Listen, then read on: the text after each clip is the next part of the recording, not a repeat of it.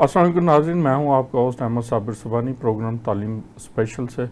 ناظرین، ہم بہت ہی دکھ اور تکلیف سے یہ کہہ رہے ہیں کہ ہمارے چینل کے جو صدر روح رواں اور اس چینل کے پیچھے جو شخصیت تھی، جن کی سوچ تھی، وہ لے کے میں بات کروں گا امیر العظیم صاحب کی، جماعت اسلامی کے سیکرٹری جنرل۔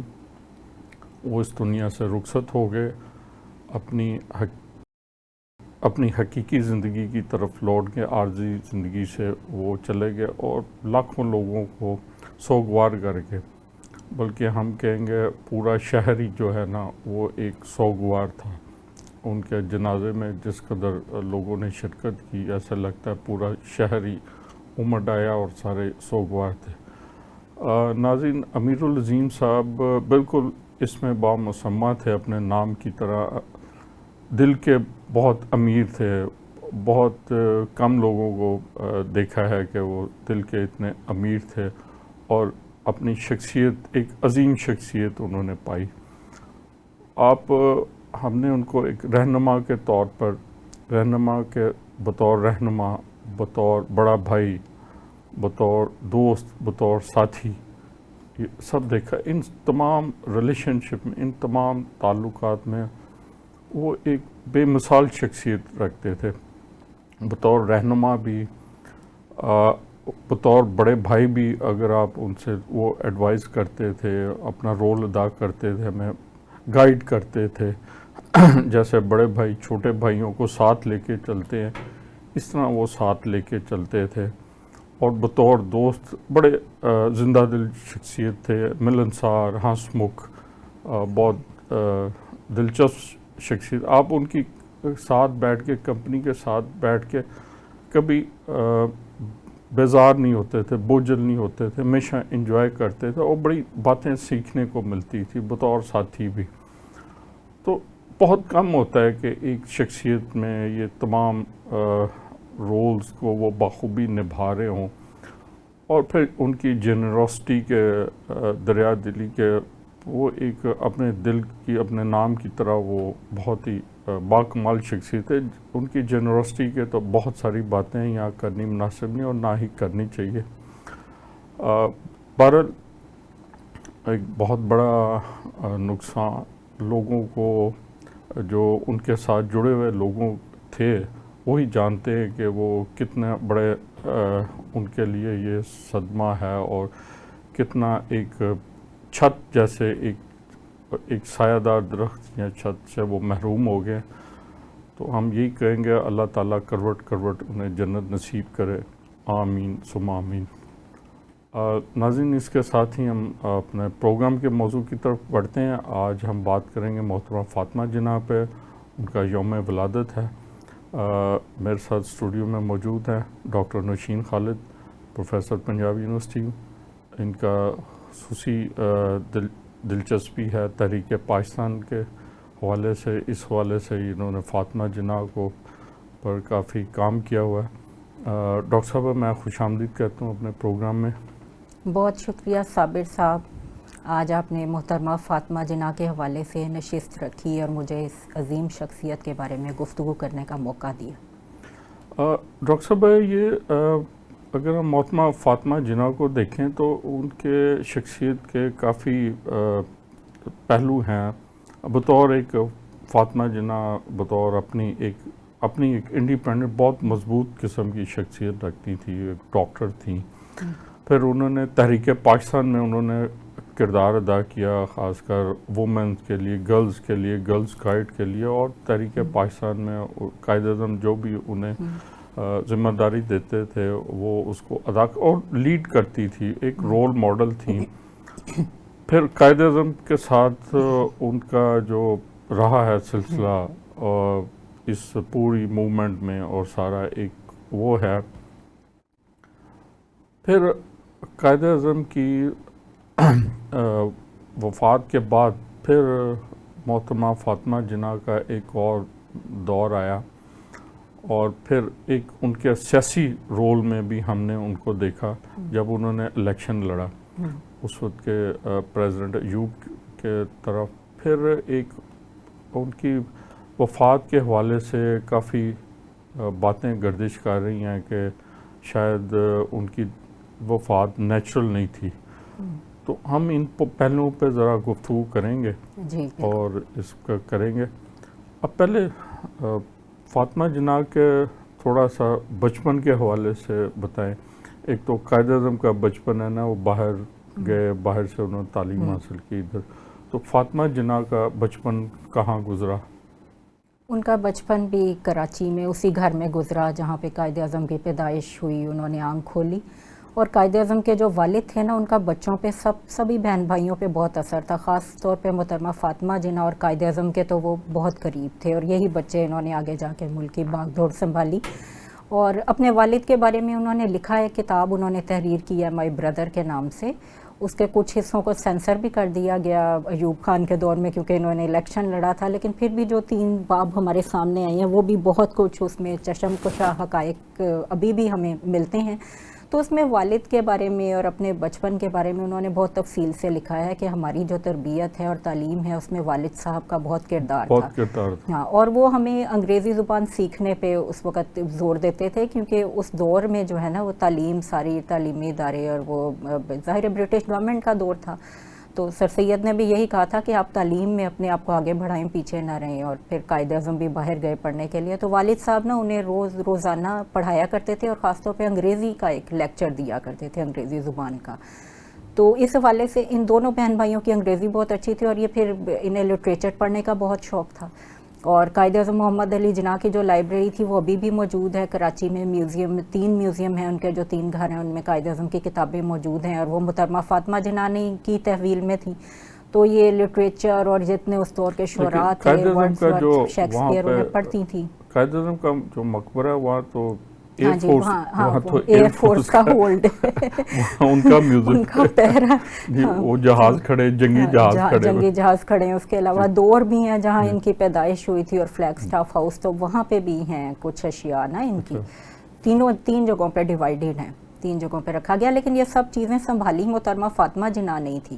قائد اعظم کی وفات کے بعد یہ فلیگ سٹاف ہاؤس میں منتقل ہو گئی تھی، جو قائد اعظم نے خریدا تھا کہ ذاتی رہائش گاہ کے طور پہ استعمال کریں گے. اور اس میں جو قائد اعظم کے مختلف گھر تھے، جو دہلی سے، اور جو تھے ان کا ایک ہل اسٹیشن پہ جہاں اپنی بیگم کے ساتھ رہے تھے، مالابار ہلز کے اوپر، ان گھروں سے بھی جو فرنیچر آیا تھا وہ وہاں پڑا تھا. ان کی کروکری تھی، قائد اعظم نے کچھ چیزیں جو ہیں وہ خریدی ہوئی تھی پیرس سے، اور وہ مطلب ایک سفید رنگ کا گلاس انہیں پسند تھے. تو محترمہ جب کوئی خاص مہمان آتے تھے تو وہ سفید رنگ کا دودھیا لمبے والا گلاس تھا، وہ قائد اعظم نے پیرس سے خریدا ہوا تھا، اس میں سرو کرتی تھیں. ساتھ ایک انہیں ارغوانی رنگ کا ایک ڈنر سیٹ تھا گولڈن حاشیے کے ساتھ، وہ قائد اعظم کو پسند تھا. تو یہ چیزیں کبھی کبھار خاص دوستوں کے لیے بڑے نفیس تھے، کپڑوں کے لحاظ سے، اور باقی پوری دنیا سے انہوں نے عجائبات جمع کیے ہوئے تھے. اور خاص طور پہ پڑھنے لکھنے کا بہت شوق تھا. محترمہ کو بھی تھا. پھر محترمہ اس کے ساتھ ساتھ سائیکل بھی چلاتی تھیں، چاکلیٹ بھی کھاتی تھیں بڑے شوق سے، اور پھر ایکٹیو تھی خواتین کے لیے، کافی کی بھی شوقین تھی. اور چائے اس وقت تو نئی چائے کا دور چلا تھا نا، تو ایک بیڈ ٹی یہ ضرور پیتی تھی. اور بیڈ ٹی اگر ٹائم پہ نہیں ملتی تھی تو ناراض بھی ہوتی تھی. 8 بجے ناشتے کے لیے آتی تھی ڈائننگ ہال میں تیار ہو کے، لیکن اس سے پہلے اپنے کمرے میں بیڈ ٹی لیتی تھی. پھر شام کو سنا ہے محترمہ فاطمہ جناح غصے کی ذرا، ہاں غصہ بھی انہیں، وہ بھی نا اپنے بھائی کی، بلکہ بھائی کا ہی پرتو تھیں، تو وہ ساری وہی ان میں خصوصیات تھیں. تو وہ ڈسپلن کو، ڈسپلن کو اگر 10 منٹ بھی تاخیر ہو جائے نا، تو جیسے ایک واقعہ لکھا ہے مسز کی ایچ خورشید نے، وہ ان کے ساتھ رہیں. کے ایچ خورشید حسن خورشید سیکٹری تھے قائد اعظم کے، اور محترمہ نے انہیں اپنے بچوں کی طرح ہی اپنے ساتھ رکھا. ان کی تعلیمی اخراجات برداشت کیے، انہیں باہر پڑھنے کے لیے بھیجا. بارٹ لا کرنے کے لیے جب وہ گئے تو محترمہ نے ان کے اخراجات برداشت کیے. پھر شادی ہوئی تو محترمہ نے کہا کہ آپ دونوں میرے پاس آ جائیں. اچھا، وہ اپنی بیوی کو لے کے آئے، وہ ان کے ساتھ رہنا شروع ہوئی. پھر انہوں نے بھی ان کے تقریباً ایک طرح سے سیکٹری کا فرائض انجام دینا شروع کیا، لیکن وہ ایک بیٹی کی طرح رہیں. ان کی بہت عزت کرتی تھیں. جب کک چلا جاتا تھا تو ان کے لیے کھانے پکاتی تھیں، ان کی پسند کی چیزیں. اور جب ان کا سیکٹری چھٹی کرتا تھا تو ان کے خطوط پڑھتی تھیں، انہیں اخبارات پڑھ کے سناتی تھیں. ان کا ایک واقعہ میں آپ کو سناتی ہوں کہ دونوں میاں بیوی نئی شادی ہوئی تھی، پکچر دیکھنے کے لیے گئے.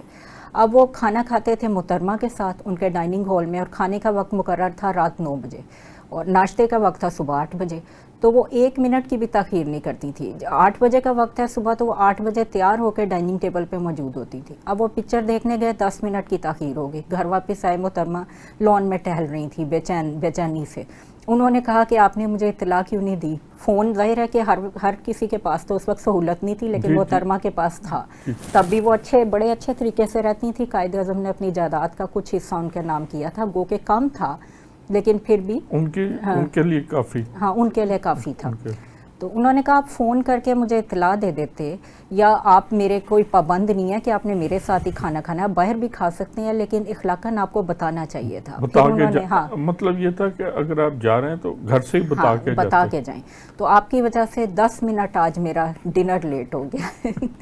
اس پہ وہ کافی ناراض تھیں۔ اچھا، یہ ڈسپلن انہوں نے میرا خیال قائد اعظم سے سیکھا تھا۔ قائد اعظم بھی 1 منٹ کی تاخیر۔ پھر اسی طرح انہوں نے ایک بار وہ اپنے گھر میں نا پھول پودے جو ان کی بڑی وہ شوقین تھیں، پھولوں کی بہتات تھی گھر میں، خاص طور پہ جو گلاب ہے وہ بہت پسند کرتی تھی۔ ان کی جو خوابگاہ تھی نا، اس کی کھڑکی سے سامنے ایک انہوں نے روز گارڈن بنایا ہوا تھا، ایک حصہ روز گارڈن بھی تھا، وہ نظر آیا کرتا تھا۔ تو اکثر مالی کے ساتھ خود کھڑے ہو کے کام کروایا کرتی تھی۔ تو ایک بار جو ہے وہ ان کے سیکٹری نے لکھا ہے کہ محترمہ اسے ڈانٹ رہی تھی، پھر مجھے انہوں نے کہا کہ یہاں پہ جو لوگ ہیں نا ذمہ داری سے کام نہیں کرتے، میں نے اسے یہ ڈیوٹی دی تھی کہ یہ پودے منگوائے ہیں تم نے لگانا ہے، تو وہ کل میں جوں کہ تو پڑی ہیں۔ اور یہی ہماری قوم کا مزاج ہے، ہماری قوم جو ہے بہت سیل پسند ہے، کوئی کام ذمہ داری سے نہیں کرتی، اسی وجہ سے پاکستان ترقی نہیں کر رہا۔ اچھا، وہ ابھی وہی چیزیں چل رہی ہیں۔ کاش کہ ہم قائد اعظم اور محترمہ فاطمہ جناح کا جو ڈسپلن تھا یا ان کی کمٹمنٹ تھی ایک کاز کی، وہی چیزیں قوم میں ٹرانسفر ہوتی تو آج قوم کہاں کی کہاں ہوتی۔ بالکل ٹھیک ہے۔ اچھا، یہ آپ نے ان کی زندگی کے ایسے پہلو بتائے جو کہ ناظرین پہلے ان سے واقف نہیں تھے، تو بڑے دلچسپ پہلو ہیں۔ اچھا، اس کے بعد وہ جب تحریک پاکستان میں قائد اعظم نے شروع کیا، وہ ان کے ساتھ تھیں بطور جو گرلز گائیڈ کا انہوں نے بنیاد وہ لے کے چلیں، گرلز گائیڈ کو، وہ اس کے بارے میں تھوڑا سا۔ اچھا، وہ نا پاکستانی خواتین کے لیے رول ماڈل ہیں، اور جتنے بھی پاکستانی خواتین کی ہم وومن امپاورمنٹ کی بات کرتے ہیں، جتنی بھی تنظیمیں آج کل، وہ کوئی بھی محترمہ فاطمہ جناح کا نام ہی نہیں لیتا آج کل کی، حالانکہ جتنی بھی خواتین این جی اوز کی ان کا نام ہی نہیں لیتے، جو کہ ہماری بانی ہیں، ہاں، جو وومن امپاورمنٹ کی بانی سمجھ لیں، ہاں جی، جنہوں نے رول ماڈل اس وقت کی انسپریشن اس وقت کی، اور اتنی تعلیم یافتہ خاتون تھیں، اور انہوں نے تعلیم یافتہ خواتین کو گھروں سے نکالا، اور جو جتنے بھی اس وقت پولیٹیشنز خواتین آئی ہیں انہوں نے تحریک پاکستان میں حصہ لیا، محترمہ کی وجہ سے ہی تھی۔ قائد اعظم نے ان کا شکریہ ادا کیا کہ اگر میری بہن نہ ہوتی تو یہ خواتین جو ہیں اس طرح تحریک پاکستان میں متحرک نہ ہوتی، تو میں ان کا احسان مند ہوں۔ پھر یہ جو آپ نے گرل گائیڈنگ کی بات کی، خود بھی وہ اس میں حصہ لیتی تھی، گرل گائیڈنگ میں بھی۔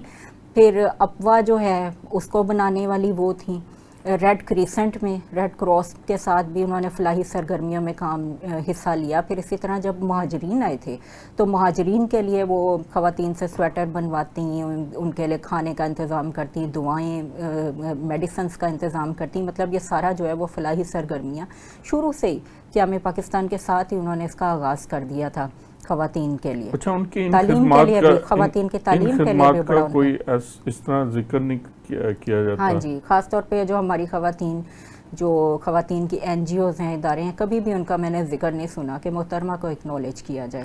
اب پہلے تو بچوں کی کتابوں میں ان کے بارے میں ہوتا تھا، اب وہاں سے بھی وہ نکال دیا نصاب سے۔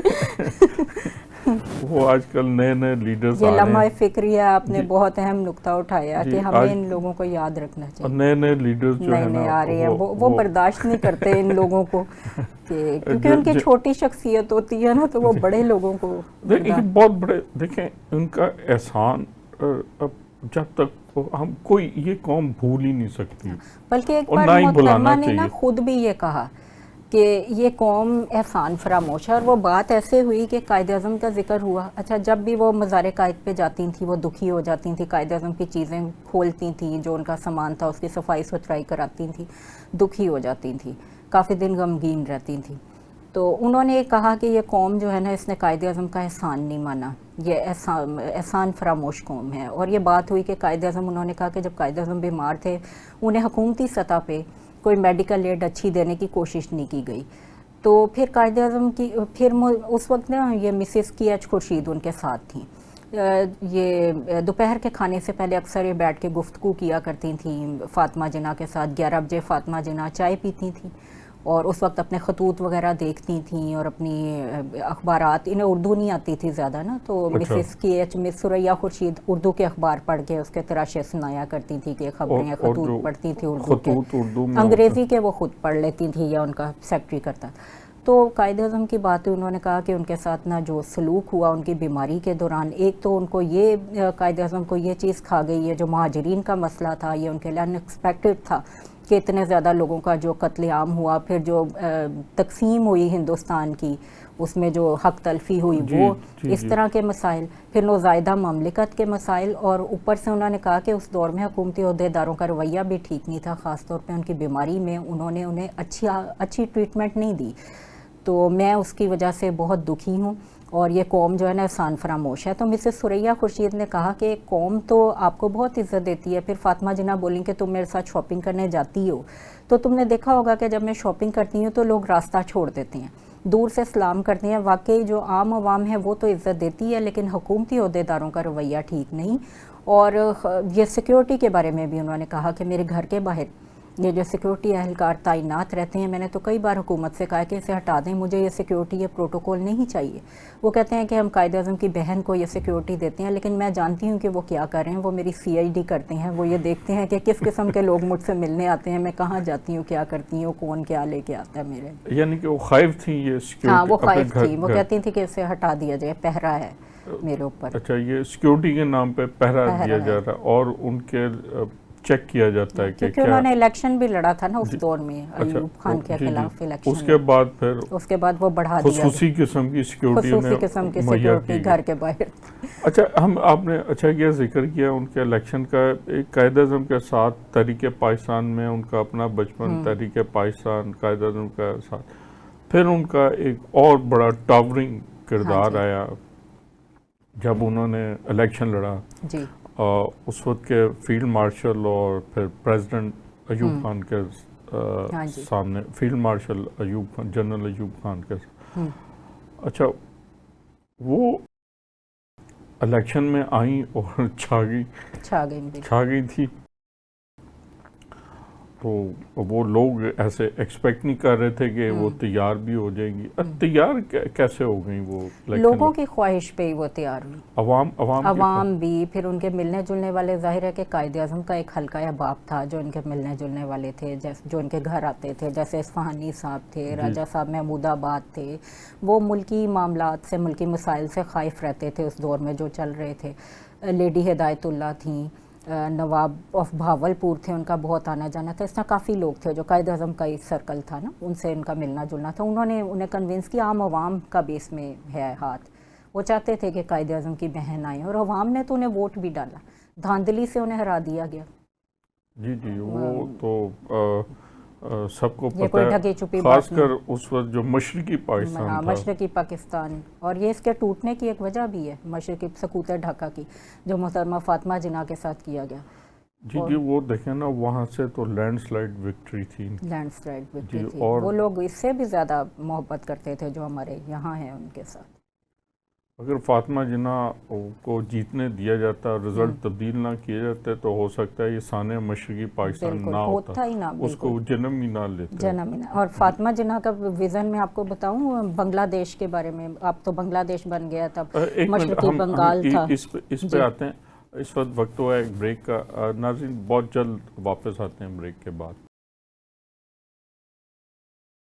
Welcome back. ناظرین وقفے سے پہلے جو الیکشن تھا محترمہ فاطمہ جناح کا اور فیلڈ مارشل ایوب خان کا, اس پہ گفتگو ہو رہی تھی. اس حوالے سے मैडम आप बता रही थी कि जो मोहतरमा फातिमा जिन्ना का मशरकी पाकिस्तान के हवाले से जो हाँ जी, उनका विज़न देखें कि लोगों को उनके इस पहलू का तो पता ही नहीं है वो कितना सियासी शऊर रखती थी, और उन्हें आने ही नहीं दिया गया सियासत में। अगर वो आती तो यकीनन ये पाकिस्तान आज कुछ और होता जी और इसके हालात कुछ और होते, और ये जो मसाइल हम देख रहे हैं वो ना होते। क्योंकि उनका ये उस दौर में देखें आप, उनकी ये उन्होंने तब कहा जब अभी बांग्लादेश अलग नहीं हुआ था, तो कोई ऐसे उनके पास मुलाकाती आते रहते थे, शाम को ना वक्त लेके आते थे सेक्रेटरी से।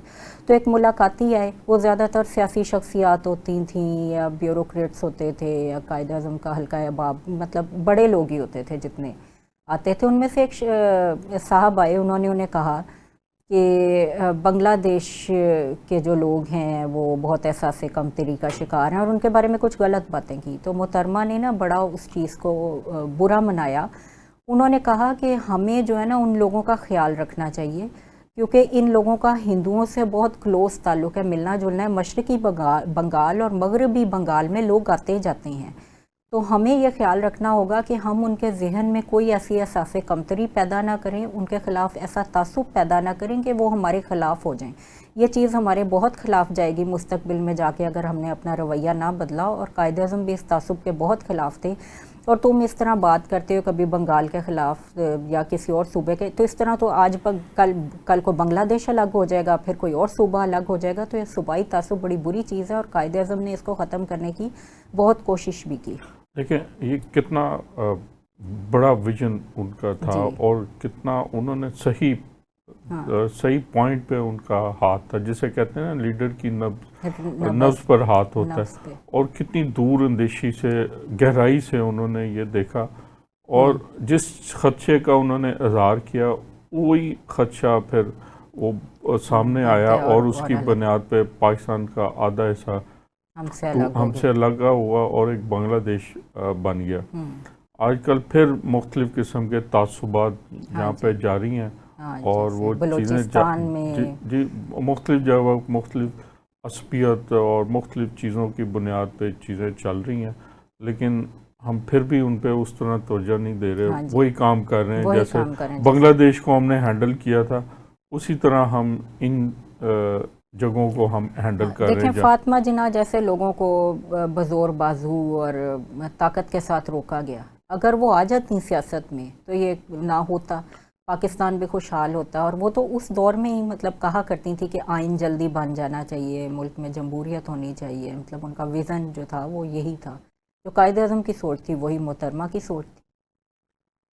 अच्छा, फिर एक कंट्रोवर्सीज पैदा होती है, हमें ये बात करनी चाहिए या नहीं उनकी वफ़ात के हवाले से।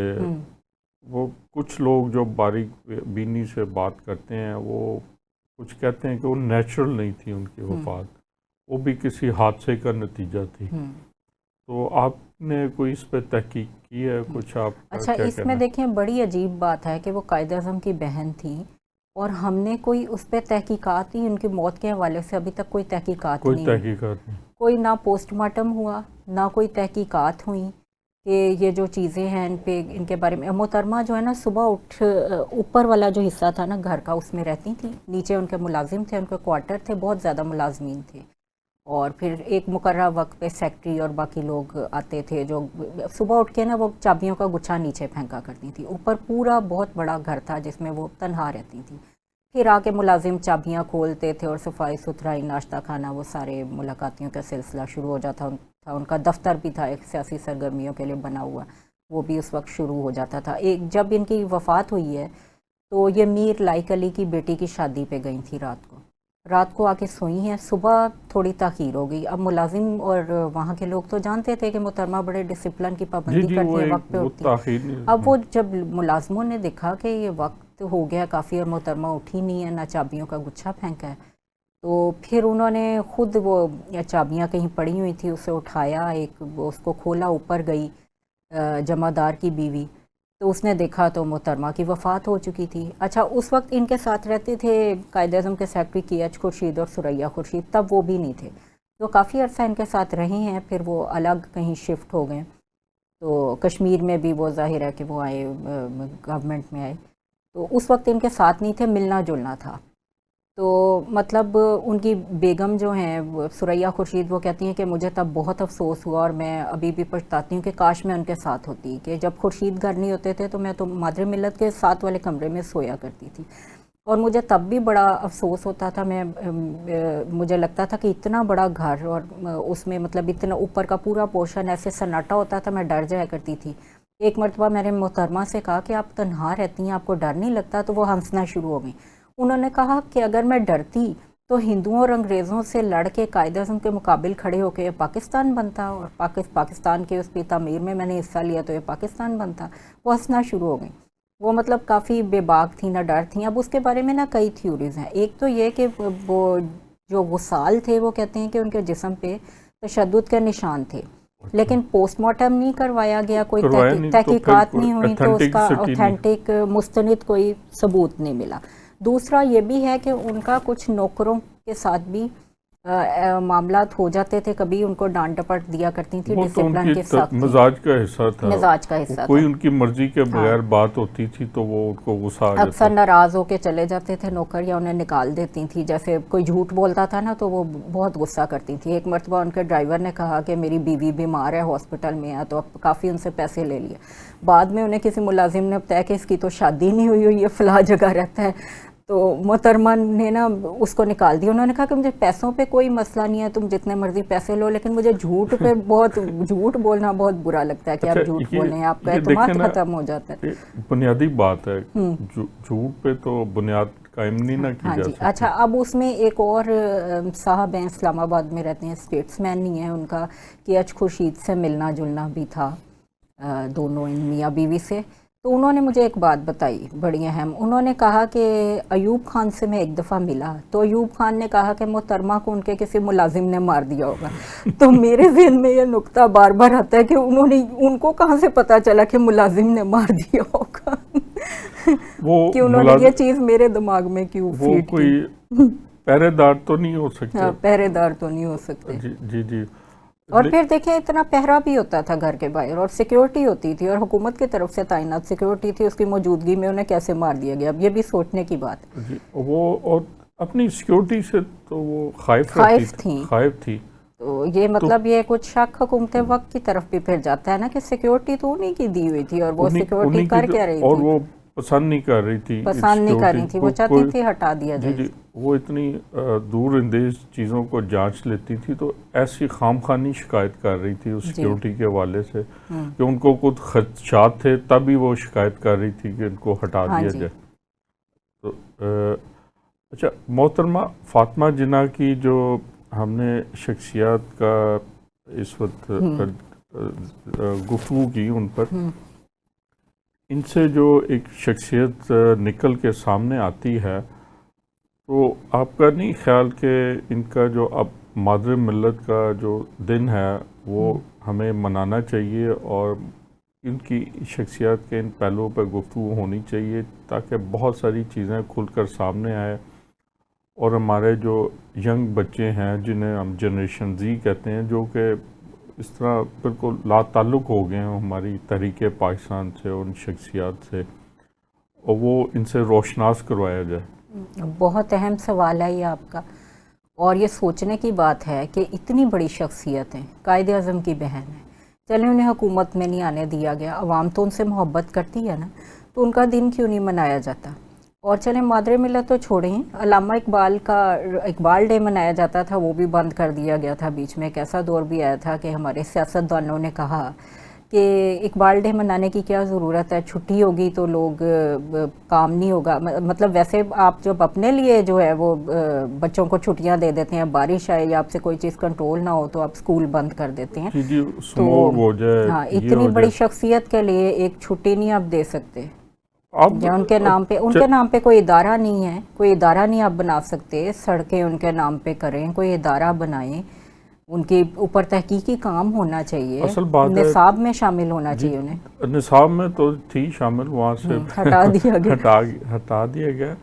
یونیورسٹیز میں اس طرح ریسرچ بھی نہیں ہو رہی، کام بھی نہیں ہو رہا. ہاں، میں بتاؤں کہ جب میں پڑھتی تھی نا تو ہمارے صرف ایک استاد تھے جو عقیدت رکھتے تھے. مطلب میرا شعبہ انٹرنیشنل ریلیشنز ہے یا پولیٹیکل سائنس ہے، تو ہمارے اساتذہ بھی بانیان پاکستان کے کوئی حق میں نہیں بولا کرتے تھے. مطلب ہمارے جو استاد بولتا ہے وہی آپ کی ذہن سازی ہوتی ہے. آج کل فیشن ہو گیا کہ تحریک پاکستان کو نا اس کے خلاف بول کے، بانیان پاکستان کے خلاف، اور ہمارے پروفیسرز نے کتابیں کچھ لکھی ہیں، جو کہ ابھی ایک میں نے حالیہ دنوں میں کتاب دیکھی تھی، کسی نے مجھے بھیجی، اس میں لکھا ہوا تھا قائد اعظم سور کا گوشت کھاتے تھے، انگریزی میں کتاب تھی. پھر ایک صاحب نے، پروفیسر تھے ہسٹری کے ریٹائرڈ، انہوں نے لکھی کہ قائد اعظم شراب پیتے تھے. وہ آپ ان کو کہتے ہیں کہ انہوں نے اسلام کے نام پہ ملک بنایا تھا.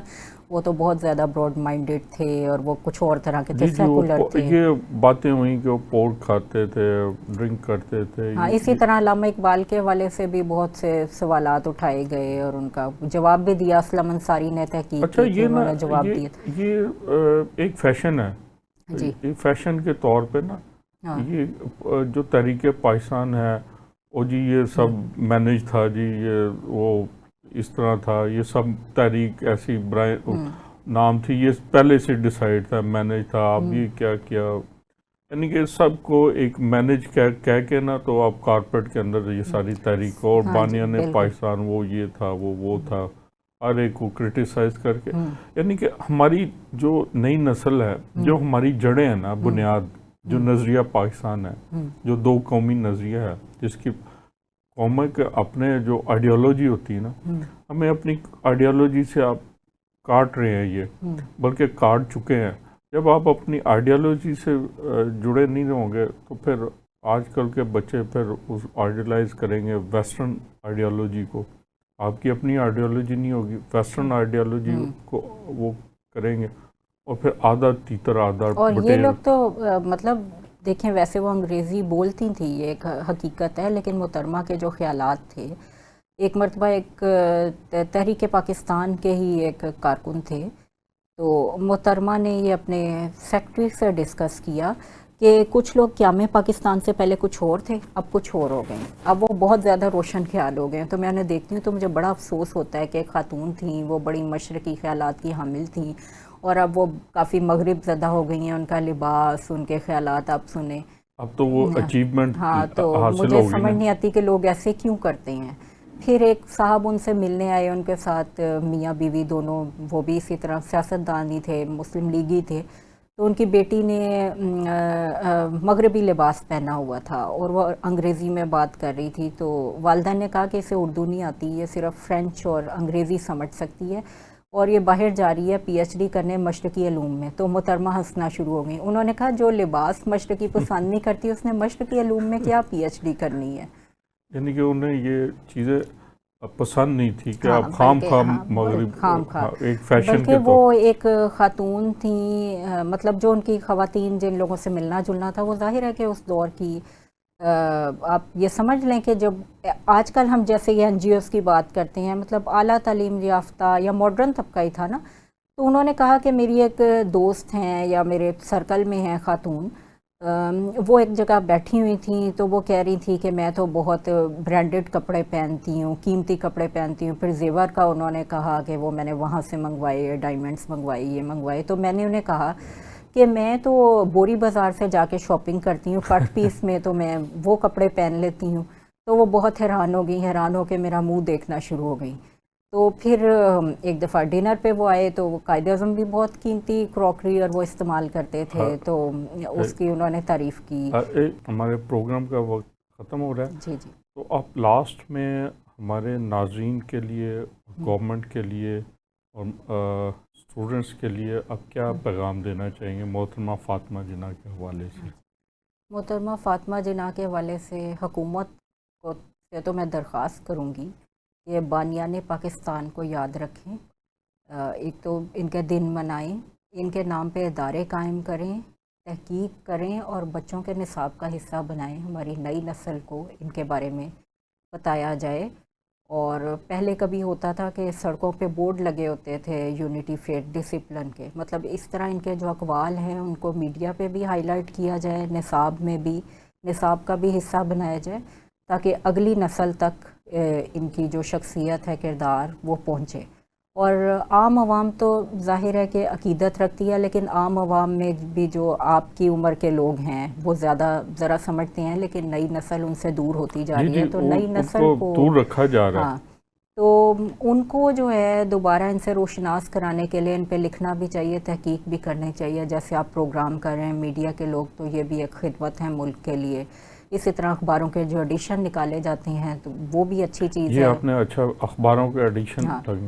اور عوام کو میں یہ کہنا چاہوں گی کہ سنی سنائی بات پہ یقین نہ کریں۔ آج کل جو دور ہے نا سوشل میڈیا کا ہے، سوشل میڈیا جو ہے اس کو بہت سی چیزیں کنٹرول کر رہی ہوتی ہیں، اکثر ان شخصیات کی کردار کشی بھی کی جاتی ہے۔ سوشل میڈیا پہ بہت سی ایسی چیزیں ہوتی ہیں جو مستند ذرائع سے ہمیں نہیں ملتی، تو ان کے بارے میں جو اصلی کتابیں ہیں نا، جیسے محترمہ کے بارے میں کہ ان کے قریبی لوگ کون تھے، یا محترمہ کی اپنی کتاب ضرور انہیں پڑھیں، جو انہوں نے خود کتاب لکھی یا ان کے قریبی لوگوں نے لکھی، بجائے سوشل میڈیا سے چیزیں لینے کی۔ اس میں سے اکثر چیزیں غلط ہوتی ہیں اور ان کے بارے میں غلط معلومات ہمیں ملتی ہیں، مستند معلومات نہیں ملتی۔